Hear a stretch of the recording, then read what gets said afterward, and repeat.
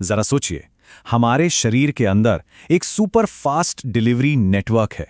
एक ऐसा नेटवर्क जो हर एक कोशिका तक, मतलब खरबों कोशिकाओं तक, जिंदगी के लिए जरूरी सामान पहुंचाता है। यही है हमारा परिसंचरण तंत्र।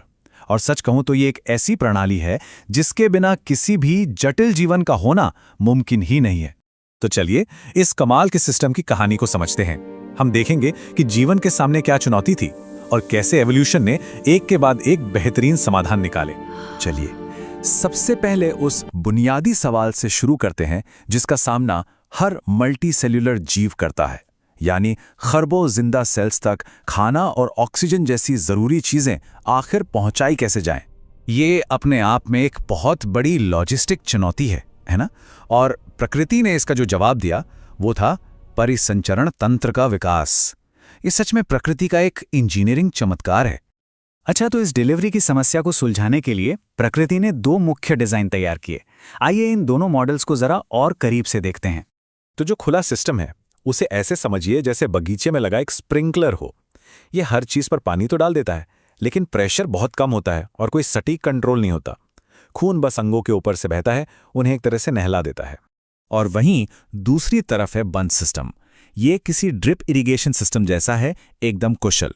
ये बिल्कुल कंट्रोल के साथ सीधे हर पौधे तक, यानी हर कोशिका तक पानी या यूं कहें कि खून पहुंचाता है। तो जब हम इन दोनों को आमने सामने रखकर देखते हैं ना, तो फर्क बिल्कुल साफ हो जाता है। बंद सिस्टम हाई प्रेशर बनाए रख सकता है और इसका मतलब खून को ठीक वहीं भेजा जा सकता है जहां उसकी सबसे ज्यादा जरूरत है। बस इसीलिए ये एक ज्यादा एडवांस्ड और कामयाब डिजाइन साबित हुआ। अब बात करते हैं इस पूरे सिस्टम के पावर हाउस की, यानी दिल की। चलिए देखते हैं कि कैसे ये पंप समय के साथ और ज्यादा पावरफुल और बेहतर बनता गया। तो शुरुआत होती है सबसे सिंपल वर्टिब्रेट हार्ट से, मछलियों में पाए जाने वाले 2 चैम्बर वाले दिल से। इसे एक simple in and out pump की तरह सोचिए। एक चैम्बर यानी अलिंद खून को इकट्ठा करता है और दूसरा निलय उसे बाहर धकेलता है। ये खून को पूरे शरीर में बस एक ही रास्ते पर भेजता है। विकास की सीढ़ी पर अगला पड़ाव है 3 चेंबर वाला दिल। अब देखिए, यहां हमारे पास 2 कलेक्शन चेंबर हैं, एक फेफड़ों से आने वाले ऑक्सीजन वाले खून के लिए और दूसरा शरीर से आने वाले बिना ऑक्सीजन वाले खून के लिए। लेकिन पंपिंग चेंबर अभी भी एक ही है। इसका मतलब ये हुआ कि दोनों तरह का खून थोड़ा बहुत मिक्स हो जाता है। ये एक सुधार तो था, पर परफेक्ट नहीं था। और आखिरकार हम पहुंचते हैं विकास के शिखर पर, 4 चेंबर वाला दिल।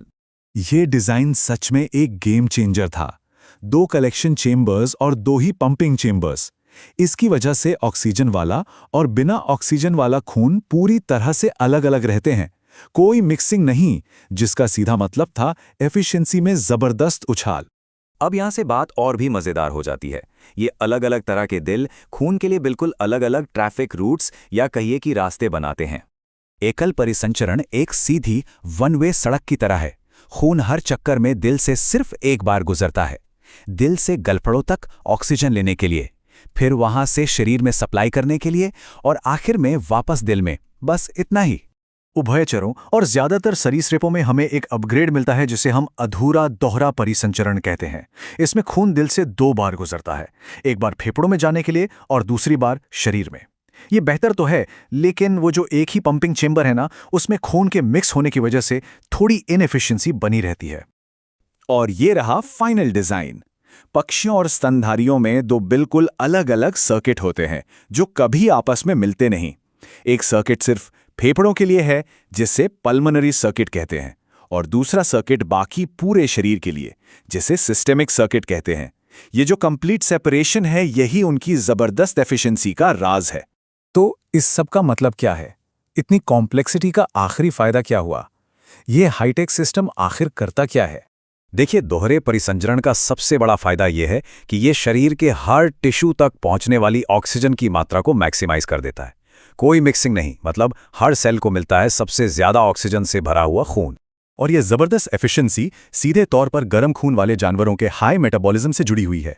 यही वो सिस्टम है जो पक्षियों को उड़ने, चीतों को दौड़ने और इंसानों को मुश्किल चीजें सोचने के लिए जरूरी एनर्जी देता है। ये टेबल उन सभी चीजों का एक बढ़िया विजुअल रिकैप है जिनकी हमने अभी बात की। आप साफ साफ देख सकते हैं कि कैसे 2 चेंबर वाले दिल से 4 चेंबर वाले दिल तक का सफर तय हुआ है। और जानते हैं, ये सिर्फ बायोलॉजी की किताबों में लिखी कोई दूर की बात नहीं है। ये जो कमाल का सुपर एफिशिएंट 4 चेंबर वाला दिल है ना, ये ठीक इसी वक्त हमारे सीने में धड़क रहा है, हमारी हर सोच, हर सांस और हर हरकत को पावर दे रहा है। तो एवोल्यूशन ने एक बुनियादी समस्या को हल करने के लिए ये शानदार सिस्टम बनाया। ये हमें सोचने पर मजबूर करता है कि भविष्य में आने वाली कौन सी चुनौतियां हमारी बायोलॉजी में अगले बड़े एवोल्यूशनरी बदलाव की वजह बनेंगी। अगर आज का दिया हो ज्ञान कुछ भी समझ में आया हो तो बिहार साइंस चैनल को सब्सक्राइब, फॉलो, लाइक और शेयर करना ना भूलें। जय विज्ञान, जय बिहार, जय गुरुजी, जय हिंद, जय भारत।